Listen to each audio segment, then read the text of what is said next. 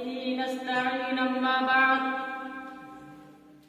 فأعوذ بالله من الشيطان الرجيم بسم الله الرحمن الرحيم والذين جاهدوا فينا لنهدينهم سبلنا وإن الله لمع المحسنين صدق الله العظيم.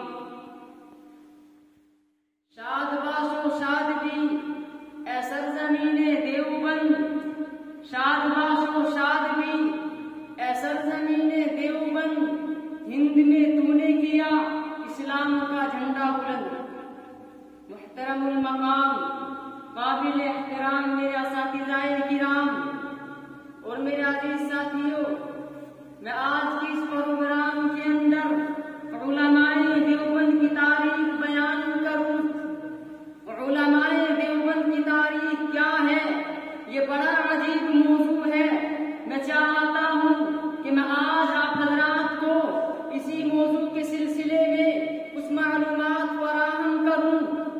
چونکہ بر صغیر پاک و ہند میں جتنا کام دیوبند کے علماء نے کیا ہے، اتنا کام نہ تو کسی نے پہلے کیا اور نہ کوئی بعد میں کر سکے گا انشاءاللہ تعالی. اس لیے کہ جس وقت ہندوستان میں انگریز آیا تو دو طبقے برسرے پیکار رہے. ایک طبقہ تو وہ تھا کہ جس نے انگریز کے سامنے گردنیں جھکائی، انگریز سے معافیاں مانگی، انگریز سے دولتیں حاصل کی، انگریز سے جاگیریں حاصل کی. ایک طبقہ وہ تھا کہ جس نے سلطان ٹیپو جیسے انسان سے غداری کی. ایک طبقہ وہ تھا کہ جس نے نواب سراج الدولہ کی گردن کٹا کر 7.5 مربع زمین انگریز سے الاٹ کرائی. ایک طبقہ وہ تھا کہ جس نے بالا کوٹ کے پہاڑوں پر شاہ اسماعیل شہید رحمت اللہ علیہ سے غداری کر کے اس نواز رسول صلی اللہ علیہ وسلم کو، اس خانوادہ رسالت کو، اس پیغمبر سے تعلق رکھنے والے اس مجاہد اسلام کو بالا کوٹ کی پہاڑیوں پر شہید کرا دیا.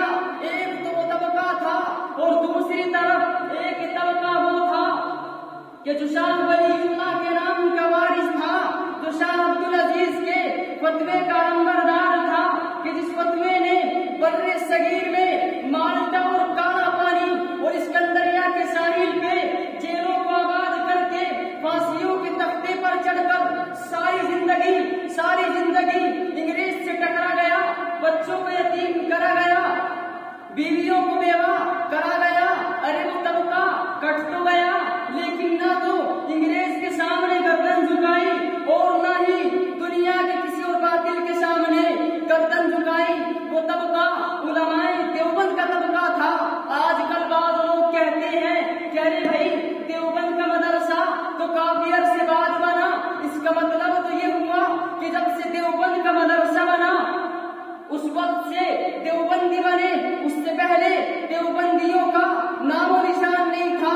بعض مولوی کہتے ہیں، میں کہتا ہوں کہ قاسم نانوتوی رحمت اللہ علیہ ہمارے پیر و مرشد نے دیوبند کا مدرسہ بنایا، لیکن دیوبند کا مدرسہ بنانے سے پہلے وہ عالم تھے، وہ دین کے فاضل تھے، وہ اسلام کے علم بردار تھے.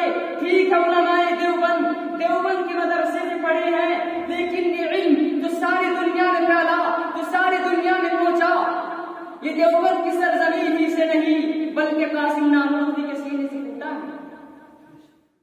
میرے دینی بھائیوں، دیوبند کا مدرسہ کیوں بنا؟ یہ باتیں ذرا سمجھے. دارالعلوم دیوبند کی بنیاد کب اور کیوں رکھی گئی؟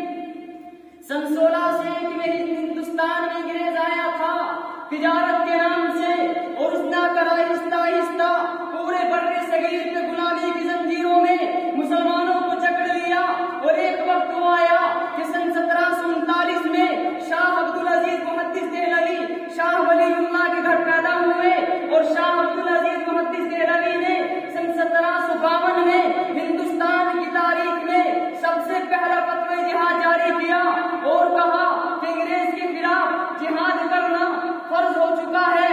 اسی فتوے کی روشنی میں سن 1752 میں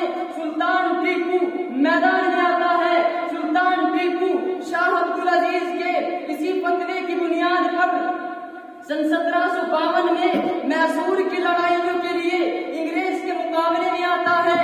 सुल्तान टीपू कौन था? अपने दौर का कुतुब था। सुल्तान टीपू अपने दौर का वली था।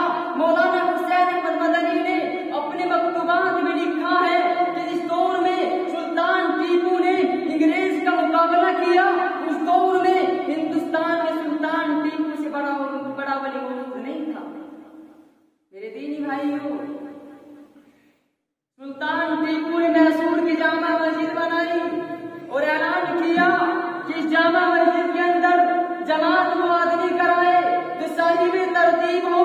उलमा जानते हैं कि साहिब तरतीब हुआ करता है कि जिसकी 5 नमाजें कभी इकट्ठी कज़ा न हुई हो, कोई आलिम जमात कराने के लिए आगे न बढ़ा तो सुल्तान टीपू खुद आगे आया और उसने आकर के कहा कि जब से मैं बालिग हुआ हूँ आज तक मेरी कभी नमाज कज़ा नहीं हुई।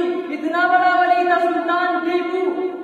लेकिन आप उस कौम को देखो कि जिन्होंने अपने कुत्तों के नाम पे सुल्तान टीपू का नाम रखा।